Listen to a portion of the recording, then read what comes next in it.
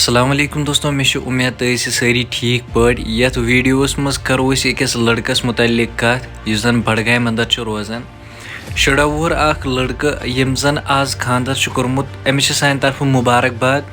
क्योंकि अगर इस्लाम कत करो इस्लामस मज आमुत वन कि तुम करो सा खानदर लक्चे एज मज लगभग शुरा 18 पे 20 वुहर तम ये इंसान गि सह कर सा खानदर।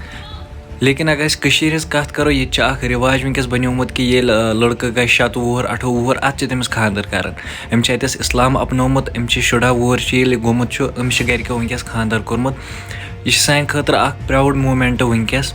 अमिस लड़कस मुतलिक क्या तुहद वन कमेंट बॉक्सस मज वन जरूर। क्योंकि ये इंसान बोड़ बोड़ गसान युथ सह 18 वुहर प्लस गसान 20 वुहर तक 25 वुहर 7 वुहर अत तमिस गर कर खानदर तीस कलस तमिस ज्यादा गुनाह खतमत पई कि सान हालत क्या आज।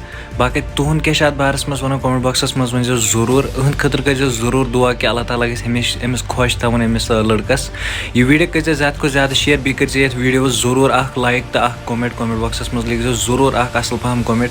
यह वीडियो कर ज्यादा को ज्यादा शेयर। बाकी मिलन नई वीडियोस मज तोतम दियो इजाजत। अल्लाह हाफिज।